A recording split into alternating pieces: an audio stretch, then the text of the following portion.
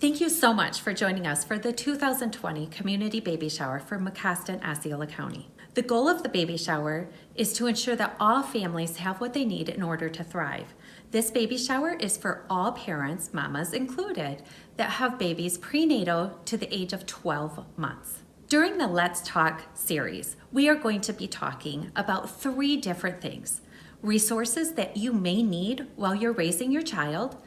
The second one is supports you might need, and we all need supports, and also the opportunity to network with other families just like you. I hope you will join us for the Let's Talk series. We hope that you feel special because you are. Let's talk.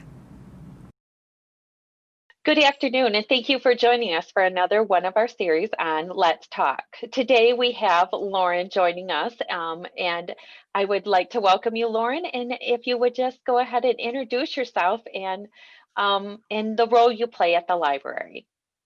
Thanks, Jesse. My name is Lauren Moran. I'm the library director at the Big Rapids Community Library. Mhm. And Lauren is going to talk with us today about the importance of early literacy. And we all know that everybody tells us to read. And just to give you a little background, we are working on increasing literacy in the community, early care, school age care, and also adult and employability. And we know that from all angles, we're telling people, we're sharing with people to read, read, read, open up a book and read. But we also know that exposing children, even at prenatal age, is very critical. So today, we're going to break that down for you a little bit more. And Lauren has been so gracious to join us and talk to us about it. So, Lauren, what would you share with parents about early literacy, and especially those even who are in awaiting their baby to be born? Well, before I came to Big Rapids, I was actually a children's librarian in Queens for about 12 years. And my experience was actually with parents that were very eager for their children to learn English, because most of them had a first language that was non-English speaking. Hmm. Um, Nice. and the needs that they had were a little bit different, I think, than a family that has native English speaking in their background. But a lot of the techniques can be applied in both cases.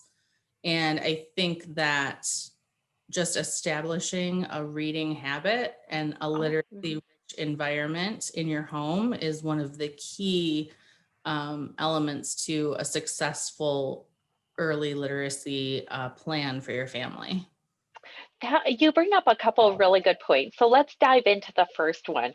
You talk about having a um, a pattern, or a kind of like just being intentional about reading. What would that look like to a really busy, like, mom who is expecting, or a mom or a dad or a grandparent who is really busy raising kiddos and working? What might that look like in a practical sense? Well, I mean, I think it could be as simple as taking bath time and using that as a time to tell a story or Hmm. talk about um, like different body parts or sing a song. Hmm.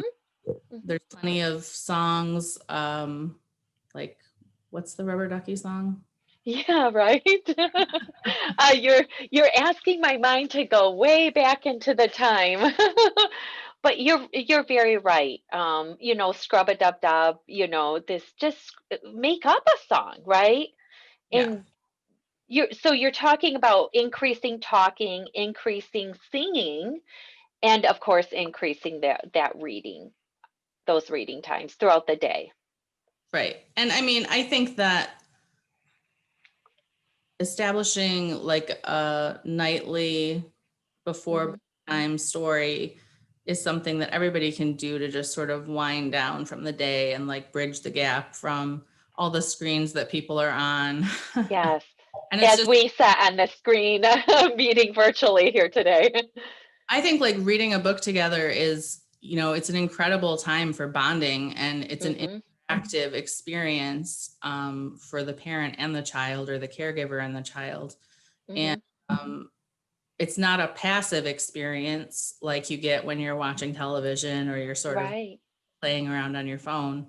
It allows the child to be sort of more in control of the experience too. If you're asking them questions and they're interacting with you while you're reading the story, if you're saying, "What is that animal on the page?" and they say, "That's an elephant." And you say, "Well, what color is the elephant?" "It's gray." What is the elephant doing? Or what happened? What do you think is going to happen next in the story?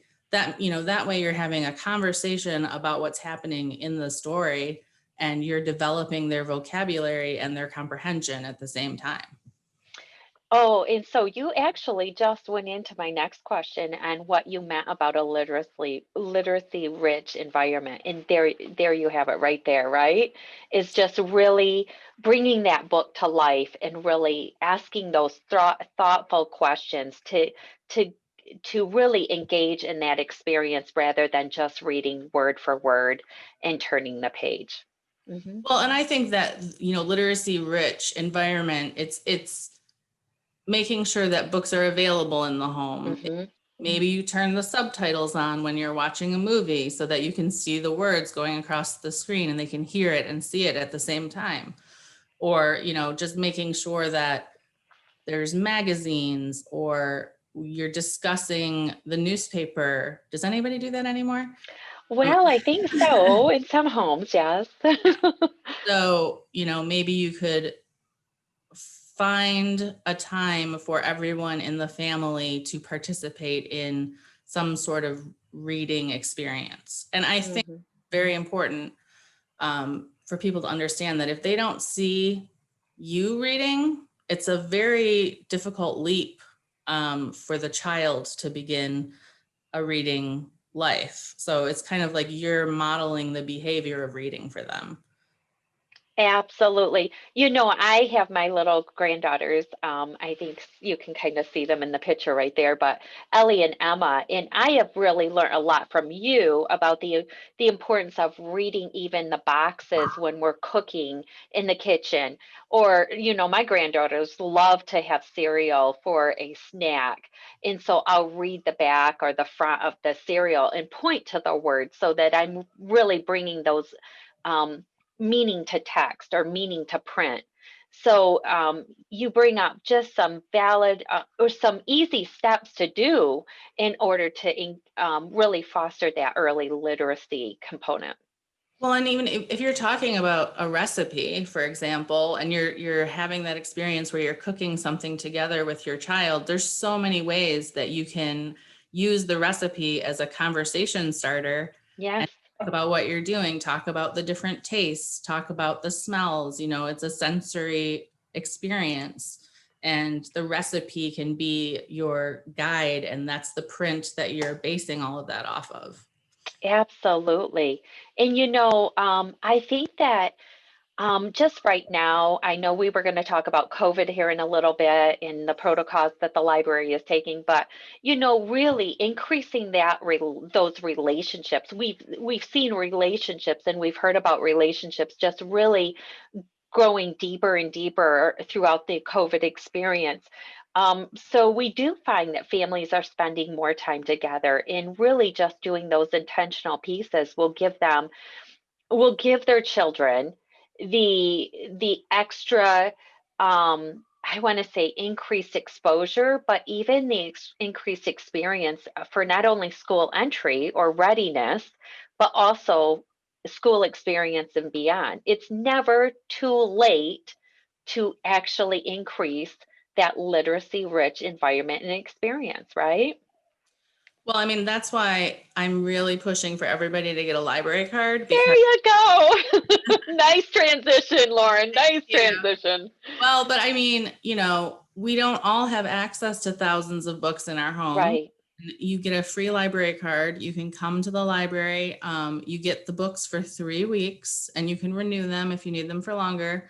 But instead of having just a few books at home, you can come there and you get to choose from all of the books that we have to offer, and you get to trade them out. It's Right. stale, you can always get new things to read. And I really think that, especially when you're talking about having people being home all the time, and maybe people are driving each other a little bit nutty after Right? That happens in my up. home. Um, a story or a book is a wonderful way to like communicate with each other, but also, have something helping you, Hmm. entertainment purposes. So you don't have to just come up with everything yourself. Absolutely. Now you talk about library cards, how would I get a library card if I lived in the area? And what would it look like if I didn't live in the area, but still wanted to have a library card from Big Rapids?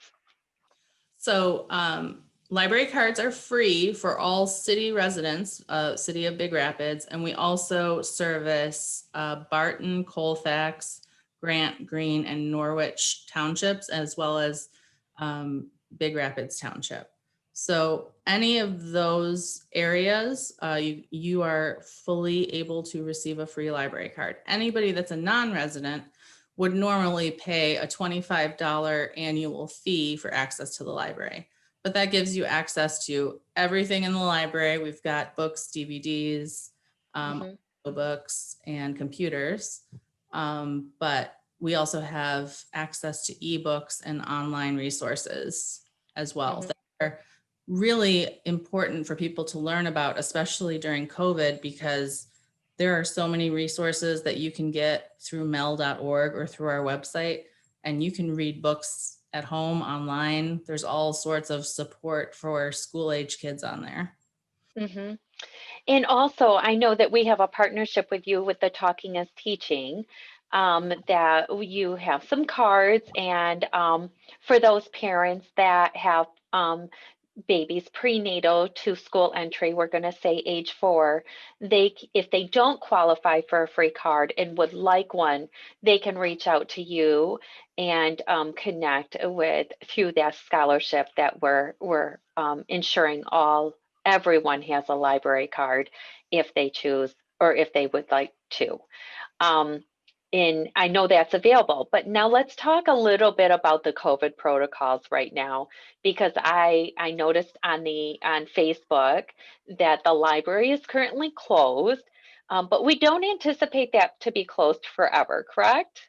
That's correct. Right now, I mean, out of an abundance of caution for everyone, we're closed so that people can self-quarantine, but we expect to be open around or after November 5th. Right now, we quarantine our material for 5 days before it goes back into circulation, and every item is being wiped down with a disinfectant. So we feel very confident that we're doing as much as we can and taking the precautions that we need to keep people safe. Mhm. And we know that you guys are really, you have the passion of getting books into the hands of the public as quick and as fast as possible, but as safe as possible too. And we That's right. thank you for that. Lauren, I have been working with you for a couple of years now, and I know that you've been very excited about a project that is soon, hopefully, we have that COVID on our Getting shoulders here a little closer. bit. But you've been working on a project and you've been doing a great job in this community. And I would love for you to be able to share about that. Well, we're very excited because the library, and the city of Big Rapids received a DNR passport grant to complete a project for an early literacy park next to the library in the Nice. Yeah. Howard Shaw Memorial Park. Yeah. So from my understanding, the ground will start breaking in the spring, and hopefully like midsummer, we should have a playground that will be ready for the community. And Mm, include a story walk, a permanent story walk, but that can have interchangeable stories throughout the park, and also play structures that have early literacy prompts on them, much like the Talking is Teaching prompts mhm. that we see. There will be panels that have those prompts on them. but we will also have a music node so people can make music in the park. Mhm. And it's very exciting. It's going to be a really great space. And hopefully it brings more families to the library. And it'll be a great space for us to have programs outside. Absolutely. You know, we are all looking to go back to some kind of normal or to return to some kind of normal. And it looks like maybe this timeline for the park is going to be actually a bigger celebration than maybe what we would have thought maybe next fall, hopefully. Um, Lauren, is there anything else that you would like to share with anybody watching out there, whether they're grandparents raising grandchildren, foster parents, child care providers, parents, you know, maybe even a neighbor who has been really supportive and into a neighboring family who have kiddos during the schools, you know, up and down, whether they're doing virtual or not. Is there anything else you would like to say to anybody that might be watching the video about early literacy? Well, I think that when you have children at home, you are their first teacher, and people need to give themselves a lot of credit for the work that they're already doing with their kids. And we have tips and tricks that can help, but it's mostly putting a name to things that people are already doing at home, and Hmm. maybe it's like elaborating on that a little more. Hmm. I just really encourage everyone to get a library card, to have books in their home. Um, Hmm. Books are great gifts Hmm. for people. Absolutely. And it doesn't have to be a struggle to read with your child. And I know that sometimes people have concerns about maybe they won't sit down, maybe they won't pay attention long enough. And I really encourage people to try to put reading into their daily routine with their children. Um, Hmm. and we're always available at the library when we're open to Yeah, right. give people advice. I'm more Hmm. than happy to share my Hmm. knowledge with people anytime. Well, and I think that one of the last things that I'd like to talk about is the wonderful opportunity through your um, through the library on story times. Yeah, I know that Mr. Howard has been there and he's actually transitioned into the virtual space. But how would they find out about all of this? How would they, if somebody never has stepped into Big Rapids Library, Community Library, how would they find you? Well, I would go online to www.bigrapidslibrary.org, and Mhm. you will actually see, I think, under programs, Mr. Howard's online story time, a bunch of resources for 0 to 5 for kids, for teens. Um, Mhm. Explore our website because there's links to e-resources to all sorts of different things. And, we have books that you can request from the website and then just come and pick them up at the library. It's that easy. Mhm. And I do believe that you can even find out about getting a library card right on that website as well, Yes, right? you can. Okay, You can wonderful. actually apply for a library card online now. Oh, nice. If you go to our catalog, you can just apply for a temporary online card. So it gives you 30 days so that you can access our ebooks and audiobooks and the things that you need a library card number for access. And then once that 30 days is done or anytime in between, you can just stop by the library and we'll give you a card with your proof of address and photo ID. Wonderful. Well, Lauren, I appreciate you taking the time to meet with us and share about early literacy and everything that the library has to offer. Thank you so much. Thank you, Jesse. Bye, everybody.